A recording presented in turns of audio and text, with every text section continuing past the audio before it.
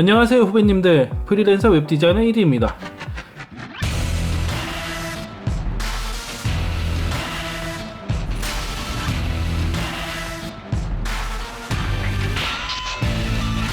저는 평소에 유튜브에서 짤방을 모아 만든 영상을 봅니다. 그 중에 눈길이 끌렸던 영상이 있습니다. 바로 중소기업 인수인계 레전드라는 짤방인데요. 그 짤방 사진에는 입사자에게 퇴사를 독려하는 내용이 적힌 수첩이 있었습니다. 그 내용을 보니 중소기업 여러 군데를 다녀본 저에게 정말 으품글이었습니다.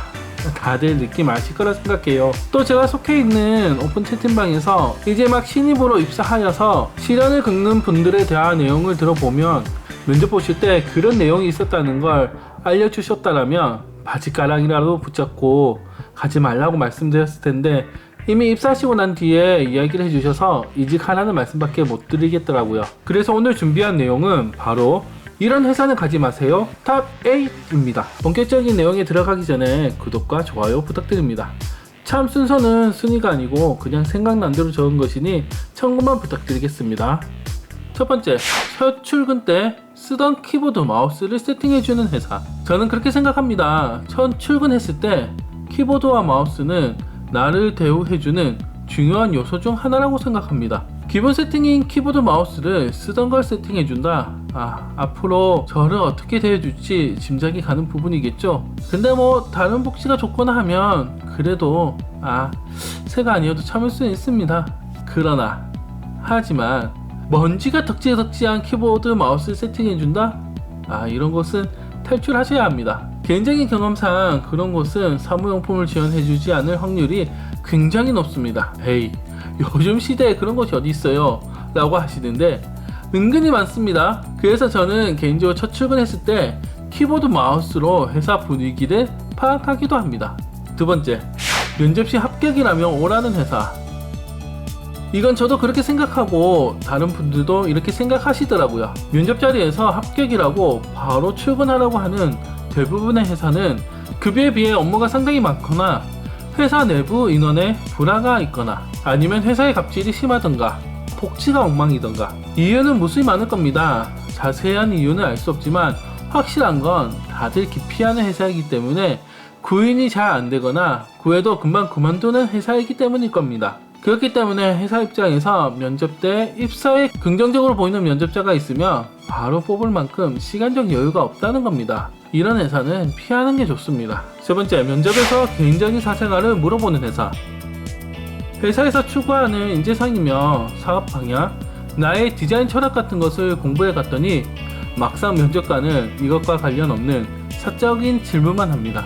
애인은 있냐? 결혼할 예정이냐? 술은 좋아하냐? 얼마나 마시냐? 이런 것들을 왜 물어볼까요? 물론 분위기를 편하게 해주려는 약간의 스몰 토크는 이해하지만 애초에 엄중하고 진지해야 할 공간에서 사생활과 사적인 대화는 왜 해야 하는지 모르겠습니다. 아직도 이런 옛날 마인드로 사적인 이야기를 많이 꺼내는 곳은 회사 오너나 운영진의 마인드가 보수적이기 때문에 요즘 세상의 관념으로 생각하기에는 불합리한 일들이 많은 곳일 확률이 높습니다. 이런 회사도 거르셔야 합니다. 네 번째, 가족 같은 회사. 보통 가족 같은 회사라고 쓰고 읽을 때 이렇게 있죠. 가족 같은 회사.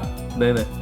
가족 같은 회사에 입사해서 이런 말들을 들을 수 있습니다. 우리는 모두 가족이야. 우리 회사라고 생각하고 같이 꾸려나갑시다. 이런 말을 듣는다면 뒤도 돌아보지 말고 도망치세요. 앞에서는 서로 허물없게 잘 으쌰으쌰 하자고 하는 표현 같지만 실상 의중하다 보면 회사의 일은 가족의 일이다 생각하고 희생과 봉사를 바라는 사장님의 마인드가 들어있는 말입니다. 회사에 돈은 없는데 일은 더 시키고 싶고 그러니까 할 수 있는 말이 내 회사처럼 생각해서 내가 갖고 나가는 것으로 생각해라. 무료 봉사를 해라 라고 가스라이팅을 하는 겁니다. 말만 번지르게 하는 것이 아니라 진솔한 리더십과 걸맞는 대우로 직원이 스스로 회사에 최선을 다할 수 있게 해야 합니다. 이런 이야기를 듣는다면 어서 도망을 치세요. 다섯 번째, 가족이 경영하는 회사. 회사에 직원이 10명인데 PM은 사장님 동생이고 경림 팀장은 사모님이고 영업은 사장님 사촌 동생이고 이런 회사가 있습니다. 이런 회사는 필히 도망치셔야 합니다. 사장님 입장에서는 핵심 멤버를 믿을만한 사람으로 두려고 하겠죠. 그러다 보니 그나마 믿을만한 사람이 가족을 자리에 두는 경우도 많은데요. 이런 회사의 최악의 단점이 뭐냐면 경련진들이 실물을 모른다는 겁니다. 그냥 막 머리로 생각해서 뭐 이렇게 하면 되겠지, 왜 이게 안 돼? 이러면서 경영을 하는데 이게 실물자 입장에서는 얼마나 힘든지 모릅니다. 그리고 최악인 점이 또 있는데요. 갑질을 한다는 겁니다. 자기들이 사장님의 가족이지 자기들이 사장은 아니잖아요. 그러나 가족 모두가 내가 사장님인 것처럼 내 말이 맞다, 이거 먼저 해라, 내 거 먼저 해라, 갑질을 해댄다는 겁니다. 물론 사장님도 갑질하면 안 되지만 대부분의 가족이 경영하는 회사는 경영진들이 모두 갑질 악덕 사장이라고 봐도 무방하다 생각합니다. 가족 경영을 하고 있는데 말도 안 되는 일을 주거나 경영진들이 갑질한다면 반드시 도망치셔야 합니다. 6번째, 팀원들 대부분이 나가고 새로 팀을 꾸리는 회사. 새로 시작하는 프로젝트가 있는데 기존 팀원들은 다 퇴사하고 새로 팀원을 모집 중이라는 회사가 종종 있습니다. 왜 직원들은 모두 그만뒀을까요? 왜 퇴사했냐고 물어보면 분위기 쇄신을 위해서 퇴사시켰다, 새 프로젝트에 걸맞는 인재들을 뽑으려고 했다, 그렇게 둘러댑니다. 근데요, 사실 이런 회사들의 대부분은 회사가 문제가 있어서 단체로 퇴사를 한 경우가 많습니다. 며칠 다니다 보면 이래서 다들 그만뒀구나 하는 게 보입니다. 그러면 제가 이런 회사에 취업하면 어떻겠어요? 인수인계도 제대로 안 되어 있고 팀원은 꾸려가는 중이라 인력도 없지, 회사에 문제도 있지, 일은 일대로 안 되고 회사에 대한 문제가 하나 둘씩 보이면서 신뢰는 신뢰대로 없어지고 결국 파국이 되는 겁니다. 그래서 저는 팀원 대부분이 나가고 새로 팀을 꾸리는 회사는 추천하지 않습니다. 7번째, 사수가 없는 회사. 자신이 어느 정도 경력이 있으신 분이 아니라면 사수가 없는 회사는 추천하지 않습니다. 경력이 많이 없으신 분이 사수 없이 프로젝트를 이끌어 나가기란 여간 어려운 게 아닙니다. 디자인이 맞을 때 뭔가 조언을 받을 수 없으니 진행 속도는 느려지거나 퀄리티가 좋아질 수는 없을 거고요. 이게 맞나 싶을 때도 뭔가 정리해줄 사람이 없다 보니 업무를 하는데 너무 헷갈리고 복잡해야 합니다. 그러다 보니 이것들이 반복되면 경력은 쌓여야 되는데 디자인 실력은 발전 가능성이 아주 낮습니다. 그뿐만 아니라 프로젝트를 진행해 나가는데 잘 알지 못하니까 갈팡질팡하면서 작업을 하다 보면 작업 시간도 질질 끌리면서 그로 인해 받는 스트레스는 엄청납니다. 연차가 쌓이면서 실력이 늘어나야 하는데 그러지 못하고 오히려 스트레스만 엄청 받는다면 나의 경력과 나의 정신 건강에 엄청난 마이너스가 되겠죠. 저는 그래서 사수가 없는 회사는 추천하지 않습니다. 8번째, 직원이 5인 미만인 회사.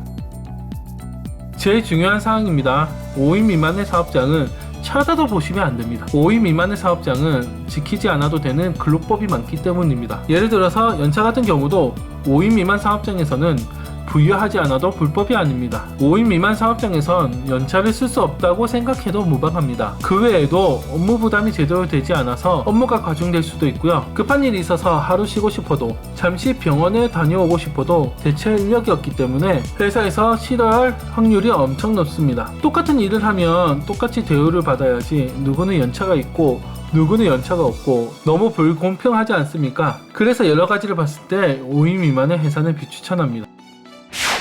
모두 같은 마음으로 서로 배려하고 존중하면 좋겠지만 세상이 날 속여 먹으려고 부려 먹으려고 하는데 가만히 당할 수는 없죠. 저희도 좋은 회사를 다닐 수 있게 꼼꼼히 체크해봐야 합니다. 구직하시는 분들 모두 힘내시고 원하시는 좋은 회사에 다 취직하시길 바랍니다. 여러분이 생각하시는 가지 말아야 할 회사는 어디인가요? 댓글로 남겨주시기 바랍니다. 끝까지 시청해주셔서 감사합니다. 앞으로 유익하고 재미있는 소식으로 찾아뵙겠습니다. 구독과 좋아요 부탁드립니다. 여기까지 프리랜서 웹디자이너 이디였습니다. 감사합니다.